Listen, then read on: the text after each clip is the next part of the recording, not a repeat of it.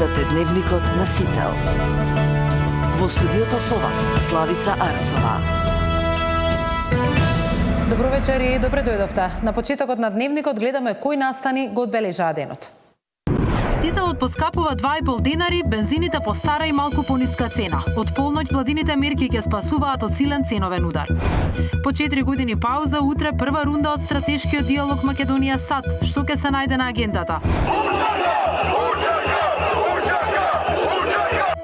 Скандирање и барања за оставки на протест пред Министерството за правда. Студенти албанци со поддршка од функционери на ДУИ излегоа на улица за правосуден на албански јазик. Клинички доби 6 целосно реновирани хируршки сали. Мисијата Артемис 2 влезе во гравитационото поле на месечината. Во тема на денот за значењето на обновениот стратешки диалог помеѓу Македонија и САД, но и за ЕУ перспективите. Мој соговорник Васко Нумовски, универзитетски професор и поранешен амбасадор во Вашингтон. Останете со нас, почнува Дневник.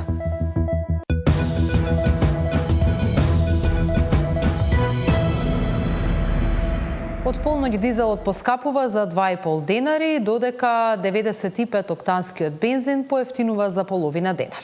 Иако регулаторната комисија ги објави новите максимални цени, поради продолжениот попуст до крајот на април на најголемиот дел од бензинските пумпи горивата ќе се точат по пониски цени, односно дизелот по 95, а бензините по 81,5 и 83,5 денари за литар.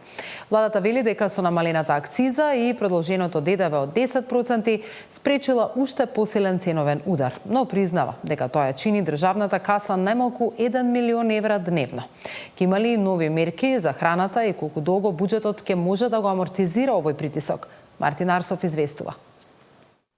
Дизелот поскапува, 95 октанскиот бензин поевтинува. Регулаторна ги објави новите цени на горивата. Од полноќ, цената на Евросупер БС-95 се намалува за половина денар и ќе се продава по 83,5 денари по литар. Кај 98-цата нема промени, а дизелот оди нагоре за 2,5 денари и ќе се точи по 98 денари. Ова се максимални цени, но поради попустот кој е продолжен до крајот на април на најголемиот дел од бензинските станици, бензините ќе се продаваат за 81,5, односно 83,5 денари по литар, а дизелот за 95 денари.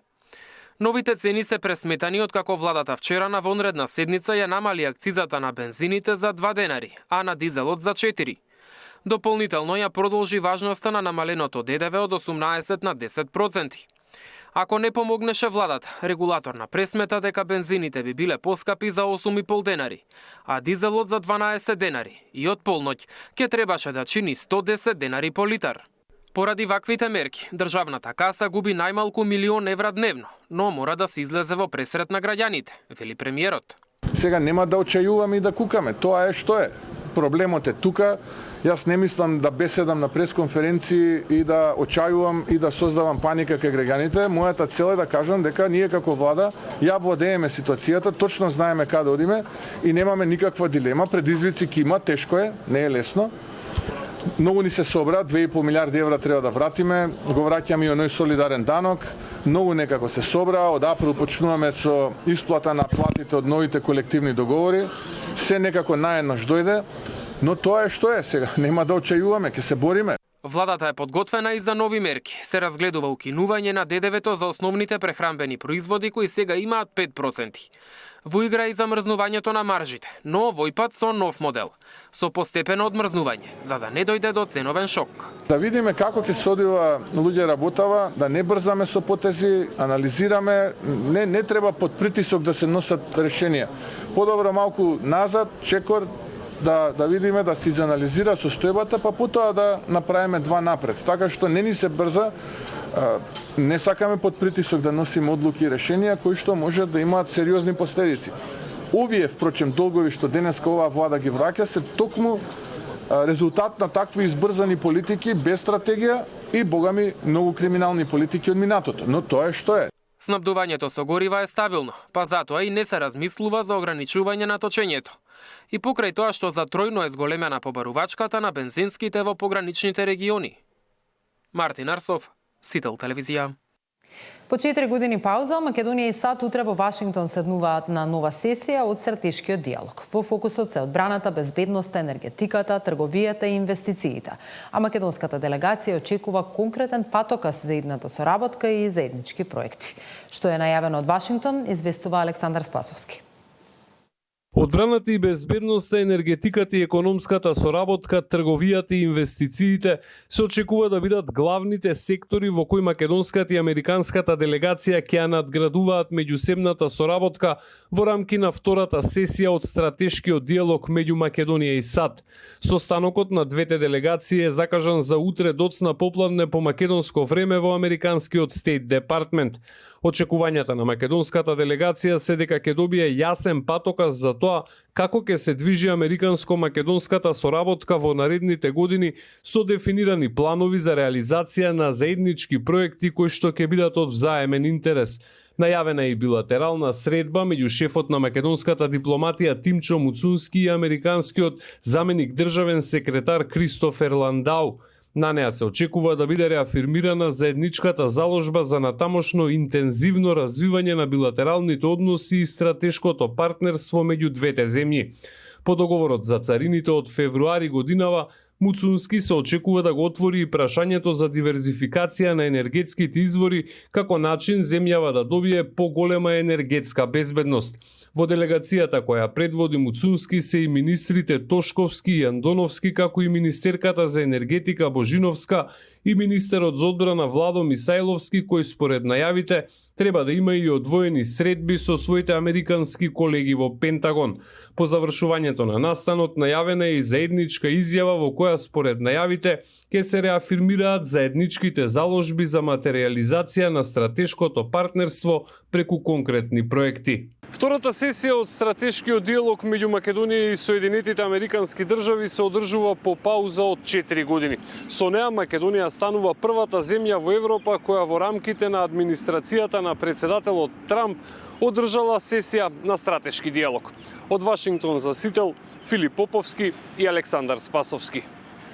Што на вистина значи продлабочувањето и продолжувањето на стратешкиот диалог за земјата, дали носи конкретни резултати? Во тема на денот разговарам со универзитетскиот професор Васко Нумовски, на поранешен амбасадор во Вашингтон. Добро вечер и добре дојдовте. Добро вечер, благодарам за поканата. Дали продолжувањето на стратешкиот диалог може да донесе конкретен бенефит или повеќе да се чита како политички сигнал?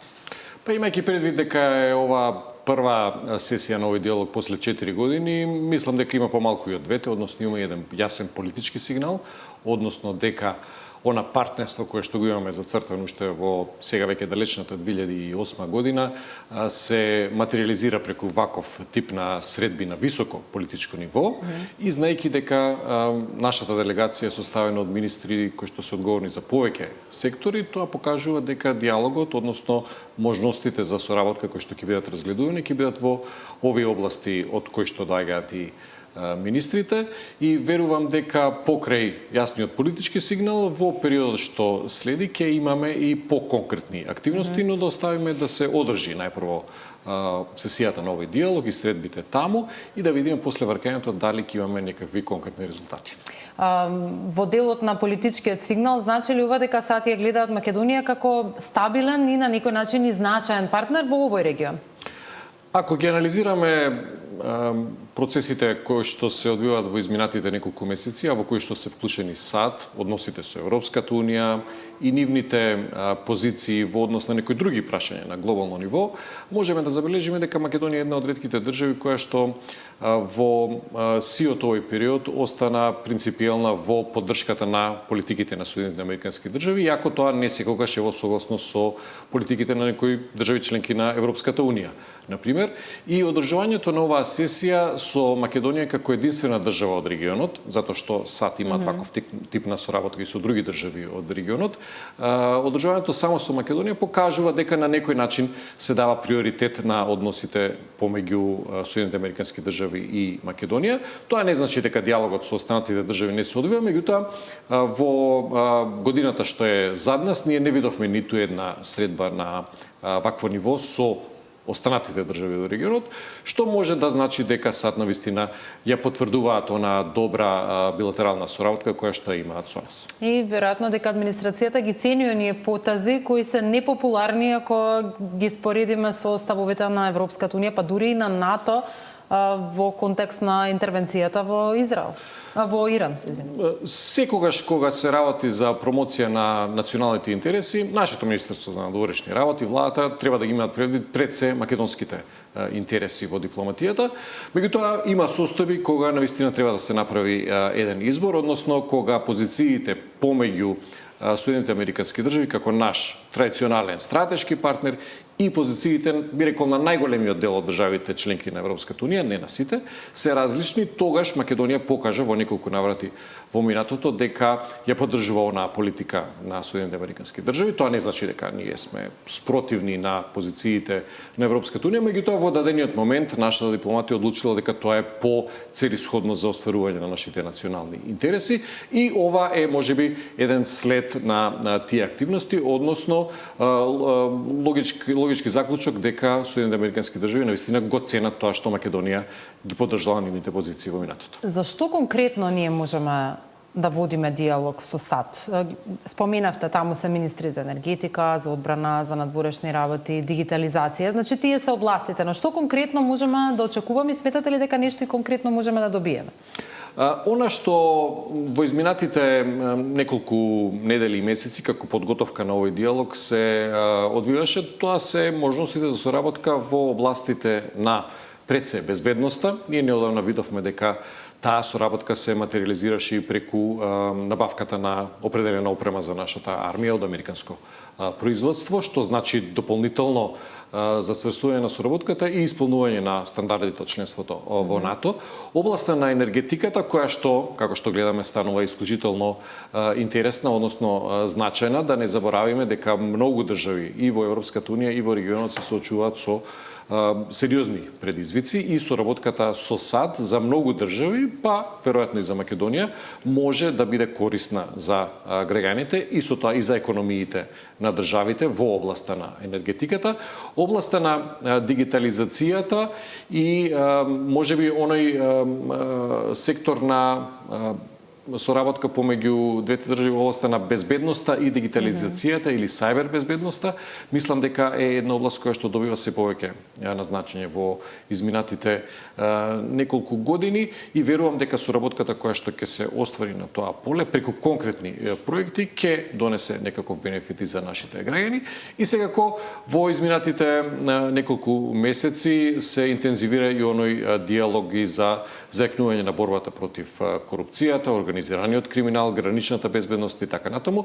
Оние би рекол веќе традиционални области во кои што Соединените Американски држави ја поддржуваат Македонија уште практично од периодот на нашата независност. Тука не се работи само за исполнување на оние критериуми за членство во Европската унија, во кои што Соединените Американски држави ни помагаат, туку и во она билатерална соработка која што значи конечно расчистување на теренот на овие области, односно една јасна борба против организираниот криминал и корупцијата која што ќе резултира со конкретни резултати. Не е тајна дека Соединените Американски држави и финансиски го помагаат овој процес изминатите повеќе од 20 години и верувам дека тоа ќе биде дел од дискусиите таму и можеме да очекуваме продолжителна поддршка во тие области и понатаму.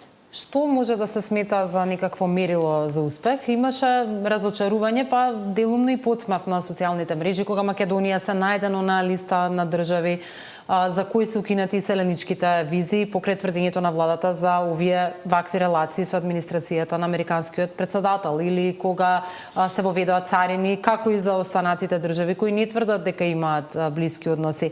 Во таа смисла, што може да измериме за извесен период дека е ефект или е позитивен резултат на ваквите односи помеѓу двете земји? Како што беше најавено, дел од темите за кои што ќе се разговара ќе биде и она проблематика на визите, односно привременото запирање на издавањето на иселенички визи заради прекршување на правилата на Соединените Американски држави, што нашите граѓани ги направиле таму, односно се работи за една прилично чиста позиција, знаејќи дека се темели на една статистичка операција, односно голем број на наши граѓани кои што побарале некаков тип на визи, го пречекориле престојот или пак ги прекршиле правилата таму. И мислам дека тука повеќе се работи за почитување на принципите и на внатрешното законодавство на САД, отколку на некаква билатерална соработка. Истовремено, веќе подолг период, би рекол јас повеќе години наназад, Македонија и САД водат разговори на различни нивоа и за оние визи кои што постојат за обичните граѓани, односно туристичките или пак бизнис или студентски визи. Тоа е еден долготраен процес кој што бара исполнување на повеќе критериуми и имплементација на повеќе реформски активности тука. Меѓутоа, знаејќи дека Соединетите американски држави во изминатите години направија еден позитивен исчекор, би рекол, и ги внесоа некои од државите во нашето соседство таа така наречена програма за безвизен режим. Мислам дека тоа ќе биде дел од темите на кои што ќе се разговара и дека ќе се направи еден патоказ за активности во тој период, не дека визите за САД ќе се укинат во наредните 6 месеци или една година, меѓутоа ќе направиме напори да ги исполниме тие критериуми и во еден догледен период да дојдеме до таа толку посакувана политика на ослободување од визите. Да, тоа би било навистина добра вест. Имаат ли Соединетите американски држави интерес, волја да го помогнат деблокирањето на евроинтегративниот процес пат за Македонија? Иако Соединетите американски држави не се членка на Европската унија, иако можеби во последниот период ние гледаме различни ставови по голем број на прашања, повеќе пати сме анализирале дека дел од традиционалните цели на американската надворешна политика е стабилизацијата на европскиот континент, а особено стабилизацијата на Балканот. САД вложија многу и во смисла на финансиска поддршка, меѓутоа и во она така наречена дипломатска или безбедносна офанзива во изминатите 30 години за запирање на војните на Балканот и оневозможувањето на нови конфликти. Не секогаш тие активности беа синхронизирани со Европската унија, би рекол во повеќе наврати, како на пример војната во поранешна Југославија, во Хрватска и во Босна и Херцеговина, требаше едно засилено ангажирање на САД со цел да се дојде до завршување на тие војни. Тоа сето беше во насока на стабилизација на овој регион и сметам дека членството на државите од Западниот Балкан во Европската унија од страна на САД се наблюдува токму како едно безбедносно прашање. Односно, покрај членството во НАТО, кое што го имат најголем дел од државите на Балканот веќе остварено, членството во Европската унија ќе значи заокружување на таа политичка и економска стабилизација на регионот и во тој контекст секогаш Соединетите американски држави ги поттикнувале сите страни да го забрзаат тој процес на проширување со државите од Западниот Балкан. Во ситуација во која што сме ние, кога проширувањето, односно интеграцијата на нашата држава е замрзната на некој начин заради еден билатерален спор, она што може да се очекува е едно ангажирање на американската дипломатија, меѓутоа јас би рекол повеќе зад затворени врати отколку јавно и кај двете страни, во конкретниот случај и кај нас и кај соседна Бугарија, како и кај високите представници на европските институции и државите, големите моќните држави членки на Европската унија, со цел да се надминат тие спорови.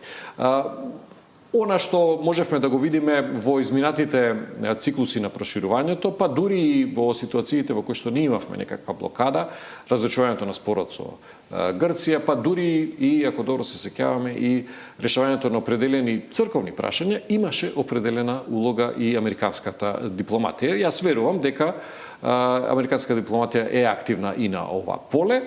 Во периодов што е пред нас, веројатно и политиките, надворешните политики и на САД и на државите членки на Европската унија ќе бидат фокусирани кон некои други прашања, меѓутоа проширувањето не би требало да се запостави и јас верувам дека во една координирана активност нашата дипломатија заедно со американската дипломатија и соседната бугарска дипломатија ќе се обидат да отворат еден диалог. Секако тука ние имаме сега повторно предвремени парламентарни избори во Бугарија, веројатно ќе дојде до нов распоред на силите таму и после тоа ќе може да очекуваме дека не само на билатерално ниво, туку и со вклучување на американска дипломатија можеме да имаме една подобра ситуација. Добро, го употребивте и вие, и во Македонија се користи терминот билатерален спор, нешто што Бугарија го отфрла. И изминатата недела имавме такви пораки, Македонија и Бугарија велат немаат билатерален спор, Македонија има неисполнети обврски кон Европската унија и со такво поставување на темата практично и нема за што да се води диалог на билатерално ниво,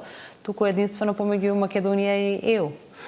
Тие два процеси треба да ги анализираме паралелно. Односно, според мене, активностите кои што нашата дипломатија ги спроведува за одмрзнување на овој процес треба да се одвиваат паралелно и со институциите на Европската унија. Меѓутоа, клучот јасно е дека лежи кај соседна Бугарија. Доколку ние со соседна Бугарија најдеме некакво решение за овие прашања кои што ги оптоваруваат билатералните односи, тоа веднаш ќе биде прифатено од останатите членки на Европската унија и од институциите. Значи, точно е, оние позиции кои што за жал беа прифатени од нашата тогашна влада, се дел од документите на европските институции, меѓутоа доколку ние успееме да го прошириме тој процес на, односно да додадеме некакви елементи во тие документи, што ќе го олеснат нашето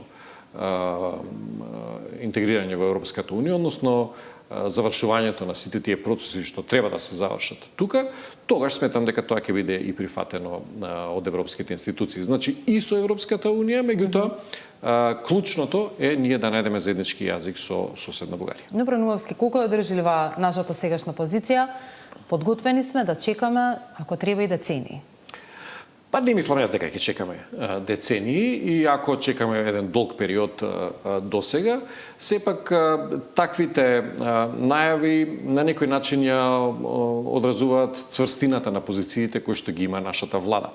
И мислам дека сме во една ситуација кога што повеќе гледаме притисок врз нашата влада за ова прашање, толку повеќе се зацврстува незината позиција, односно тој притисок често пати знае да биде и контрапродуктивен. Не мислам дека нашето членство во Европската унија ќе се случи за 30 или 40 години, меѓутоа она што треба да се направи како чекор, како една политика, односно уставните амандмани и некои други прашања, треба да бидат проследени со определени чекори и од страна на европските институции и од страна на соседна Бугарија. И тоа повеќе пати е кажано од страна на нашата влада и високите представници, и според моите информации тоа е јасно дадено до знаење и до високите представници на некои од државите членки на Европската унија. Значи, позицијата на владата останува, би рекол, цврста во тој поглед, меѓутоа доколку внимателно се анализираат изјавите, сметам дека постои простор да се направи пробив во поглед на ова прашање, доколку нашите чекори се паралелно следени и со определени чекори од соседна Бугарија. Добро, опозицијата бурно реагира на таквите цврсти позиции како што велите на владата и особено на ваквите пораки дека сме подготвени да чекаме колку што треба да се чека. Тоа значи многу генерации да не дочекаат полноправно членство. Како гледате на најавата дека ќе бидат испратени писма до европските метрополи за да бидат информирани за ваквите процеси во земја? Па јас мислам дека ние повторно сме сведоци на една несинхронизираност во однос на можните решенија за надворешно политичките прашања меѓу власта и опозицијата и долг временски период во многу наврати сме го повторувале тоа дека е потребно и власт и опозицијата најпрво да изградат една заедничка позиција внатре, а потоа заеднички да настапат кон европските институции и кон соседна Бугарија. Гледаме дека тоа не е возможно, односно дека опозицијата со тој свој потек веројатно ќе представи различни позиции кои што се различни од позициите на македонската влада. И со тоа ние не го постигнуваме тоа толку посакувано национално единство во надворешната политика. Ако за некои внатрешно политички прашања тоа би било потешко, сметам дека за надворешно политичките прашања, за позициите кои што ги имаме, ние треба да имаме конечно една јасна национална изградена позиција во која што ќе бидат вклучени и партиите од власта и партиите од опозицијата. Ова не е начинот да се постигне тоа национално единство за овие прашања. Сметам дека пред да се направи таков потек, треба да се направи еден чекор внатре, односно да се подаде рака и од власта и од опозицијата и да се формулира заедничка позиција.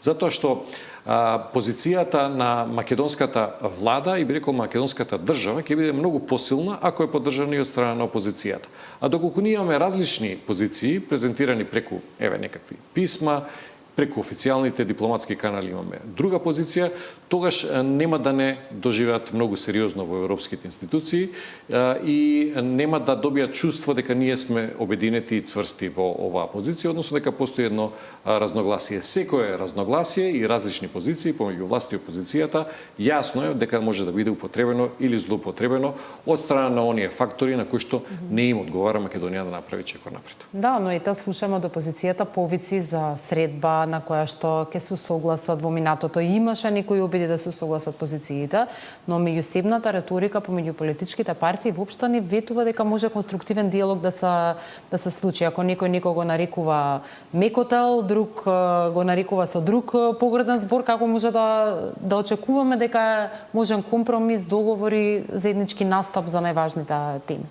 Тоа е еден од најсериозните предизвици на нашата политичка сцена. Ние и во минатото сме биле сведоци пред 10-15 години или повеќе, кога постоеше една нетрпеливост помеѓу политичарите, помеѓу лидерите, помеѓу политичките партии и таа поларизација не одговара ниту на едната страна, ниту на другата, а најмалку одговара на граѓаните. Така што сметам дека би требало да се надминат сите оние суети и би рекол позиции кои што значат непремостливост на разликите помеѓу политичките партии. На крајот на криштата, влезот во Европската Унија е нешто што ќе донесе корист за граѓаните кои што гласаат за различни политички партии. Значи, и гласачите на власта, партиите од власта и на оние од опозицијата ќе имаат корист доколку ние направиме чекор напред и целта е веројатно иста, меѓутоа треба да се договориме за методологијата, како нашата позиција да биде поединствена и како со таква поединствена позиција ние да бидеме доживеани посериозно од страна на европските институции и државите членки на Европската Унија. Васко Нумовски, во тема на денот ви благодарам за вечерашното гостување. Благодарам. А ако патувате за Великден кон земјите од Шенген, подгответе се за подолги чекања на граничните премини. Од 10 април стартува новиот систем за влез и излез со кој печатите во пасошите се заменуваат со електронска регистрација, фотографирање и оттисоци. Ако патувате за великденските празници, подгответе се за подолги редици на граничните премини кон Европската Унија. Од петок печатите во пасошите заминуваат во историјата, а стартува новиот систем за влез и излез во Шенген зоната со дигитално прибирање на податоци. Според најавите, отпечаток од прст и фотографија на граничните премини ќе треба да оставите само при првата регистрација. Од тој момент станувате дел од огромна дигитална мрежа и систем кој сам ќе пресметува дали сте ги надминале дозволените 90 дена во Шенген. При секое наредно патување ќе ве пречекува само скенер. Правилата се строги, па ако одбиете да дадете биометриски податоци, нема да може да влезете на територијата на Европската Унија.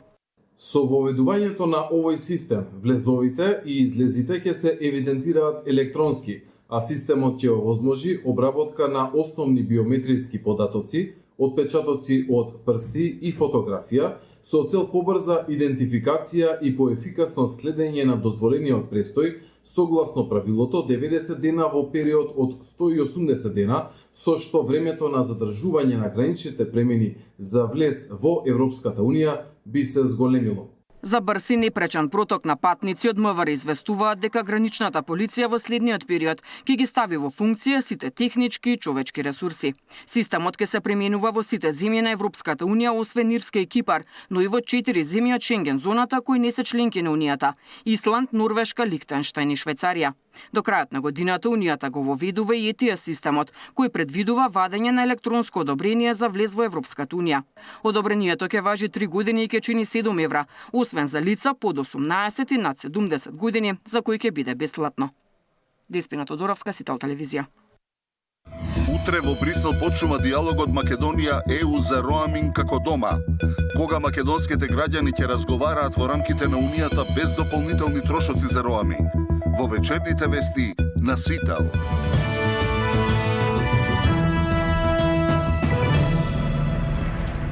Со Со транспаренти против, како што велат, институционалната дискриминација и со барање правосудниот испит да се полага и на албански јазик, студенти албанци од повеќе универзитети денеска протестираа пред Министерството за правда.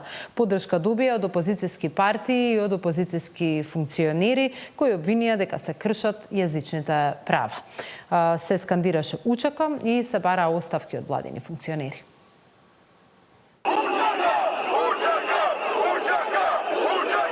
Со транспаренти стоп за институционалната дискриминација и законот за јазиците е јасен, студентите албанци од сите универзитети протестираа барајќи правосудниот испит да може да се полага и на албански јазик.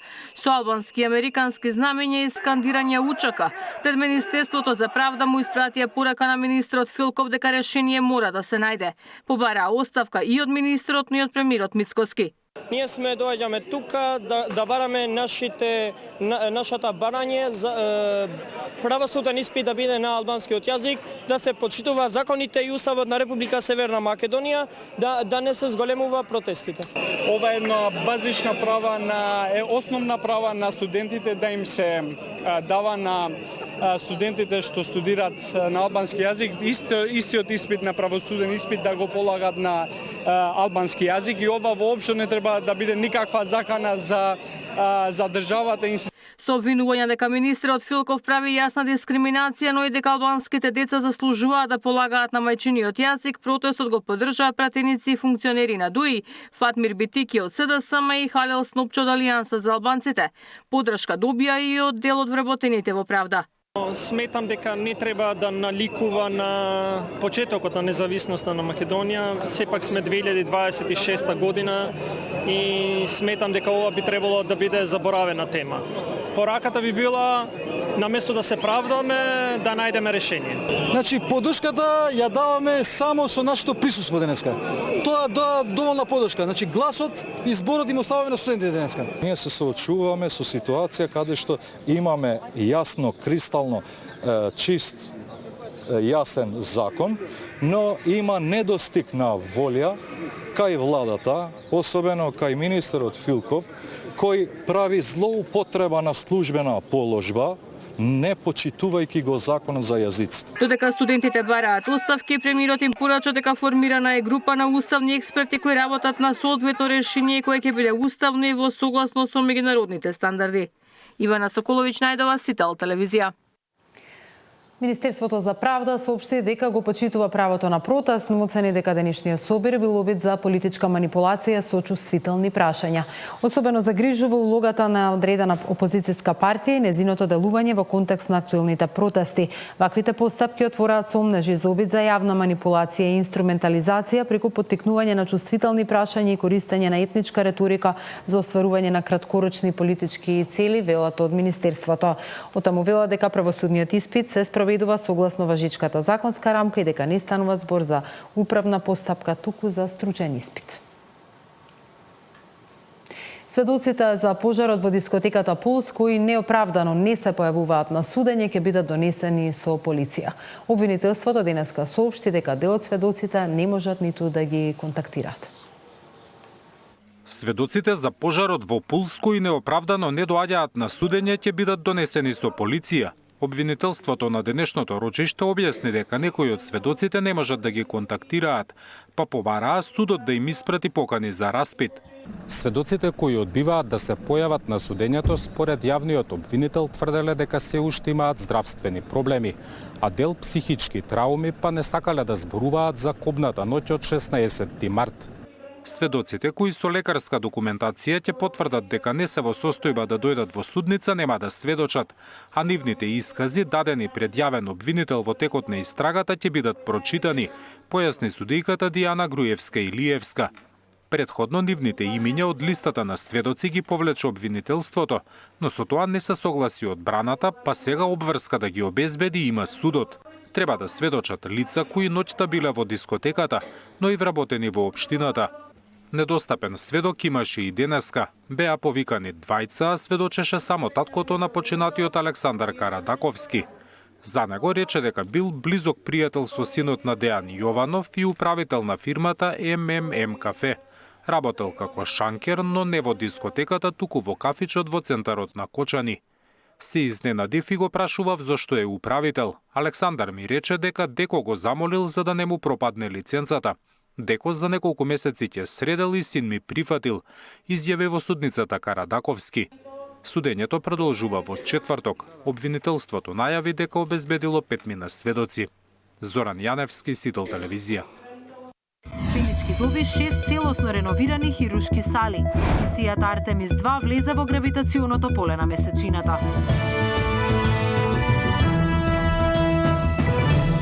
Клиничкиот центар доби 6 целосно реновирани хируршки сали во кои лекарите од тоарилот, урологија и детска хирургија ќе работат во современи услови според европски и светски стандарди. Новата инфраструктура треба да овозможи побрзи и поквалитетни интервенции. Клиничкиот центар е модернизиран со 6 целосно реновирани хируршки сали. Хирурзите на клиниката за тоарилот, урологија и детска хирургија ќе работат во најсовремени услови според сите европски и светски стандарди. Во салите е предвидена имплементација на телемедицина што ќе овозможи консултации со експерти од странство во реално време. Од клинички велат дека оваа инвестиција е од пресудно значење и за младите специјализанти, кои досега заминуваа во странство за да се стекнат со соодветното искуство. Во проектот е влезена и нова хируршка сала, која што се наоѓа во ургентниот центар. Тоа е сала која што ќе помогне да се зголеми обемот на операции од типот на еднодневни операции. Исто така, таа сала ќе се користи како сала која што ќе помогне за сите тие пациенти кои што имаат инфекции и кои што треба да се извршат ампутации на одредени екстремитети од пациенти кои што се шетани низ државата, иако сега за сега добро ги менаџираме, ги препраќаме, неколку клиники се уклучени во тоа, сега ќе имаме можност да тие пациенти бидат комплетно изолирани. Премиерот најави дека во меѓувреме работат и на други капитални проекти во здравството. Нашето барање како влада до меѓународни финансиски институции кои што би се вклучиле во процесот на финансирање на проектот за конечно завршување на клиничкиот центар односно клиничката болница во Штип, заедно со медицинскиот факултет и студентскиот дом таму, завршување на проектот здравствен дом со проширена дејност во Кичево, односно болницата таму, и нормално реконструкција на клиничката болница во Тетово. Очекувам дека и овој процес ќе биде привршен овој месец и ќе можеме веќе да влеземе во следната фаза, така што реновирањето и изградбата на сите овие проекти ќе бидат наистина нешто што досега е невидено во Македонија. Во тек е процедура и за вработување на 300 нови доктори. Новата инфраструктура ќе овозможи поголем број интервенции во еден ден, кои ќе треба да ги намалат листите на чекање за операција. Сали кои што навистина имаат светски квалитет, сали кои што имаат гаранција 100 години на инфраструктурата внатре, мобилни, сали кои што исто така ќе може и телемедицина да се вгради, се со цел да може и асистенција од надвор, но исто така и да се овозможи учење од далечина, за да може нашите студенти од амфитеатар да следат дел од операциите, а да не бидат дел од физички дел на операционите сали. Министерот Алиу најави дека за прв пат се прави стратегија за дигитална трансформација на здравството која за 3 недели ќе биде во владина процедура. Миријана Давидовска, Сител телевизија. Во пресрет на 75 годишнината од Државниот архив, во Скопје се обирна представници на 14 европски архиви, а и на архивот на НАТО, каде се чуваат значајни документи за Македонија. Од 2022 година нема никаква соработка меѓу македонскиот и бугарскиот архив. Според председателот на Државниот архив на Бугарија, причината за ваквите состојби се заладените односи меѓу двете држави, но тој нагласува дека бугарската страна останува целосно отворена за соработка. Состојанието на двустранните отношенија, нашите контакти понамаляха, но аз се надявам тук и в резултат на тази среща да подновим контактите, да подновим въобще сътрудничество с македонските архиви. Затова, защото нас ни свързва не само общата история, но нас ни свързват и много топли, близки, колегиални, бих казал и приятелски чувства с колеги. Различни, разбира се, но основно от 19 началото на 20 век имаме огромно количество документи, свързани с общата на история. Во пресрет на 75 годишнината од постоењето на Државниот архив во Македонија се собраа представници на 14 архиви од Европа, меѓу кои од архивот на НАТО. Од таму посочуваат дека во нивните фондови се чуваат значајни документи за Македонија уште во периодот кога земјата била дел од поранешна Југославија. Actually, we have material that dates back into the time where North Macedonia was still part of Yugoslavia, so we have different reports related to that material. And then we have material that goes into the operational period of NATO's history. So when NATO led the different peacekeeping efforts that were in the different Balkan countries. So we have material related to that. And then most recently, of course, anything related since North Macedonia became a NATO member. We have material related to the different, if you will, negotiations, discussions, all related to NATO. Домашниот архив заостанува зад своите меѓународни партнери, оценува директорот. Архивскиот материјал често се чува во несоодветни услови, во простории со зголемена влага, што представува ризик за негово оштетување. Процесот на дигитализацијата пак се уште се одвива бавно. Ние малку сме поназад во тој информацијски систем или во изработката на софтвер и во дигитализацијата. Тие се малку повеќе пред нас, но ние затоа ги викаме да ги искористиме нивните знаења, да ги искористиме нивните можности, па дури и некои нивни фондови, за да може да изработиме и ние современ систем, кај што ќе парираме нели заедно со тие европски држави или со тие модерни токови. Значи тоа веќе сме ние во фаза една на анализа кој што престојниот период ќе го презентираме на владата на Македонија и ќе излеземе со конкретни мерки и чекори кои што оваа држава ќе треба да ги превземе за ние бидеме во тек со тие европски држави и со тие европски стандарди. По повод јубилејот 75 години постоење, утрово во археолошкиот музеј беше промовирана и нова поштанска марка посветена на Државниот архив, додека вечер во ВМНТ ќе се одржи свечена академија за јубилејот под поткровителство на премиерот Христијан Мицкоски. Гавриела Лескова, Сител телевизија.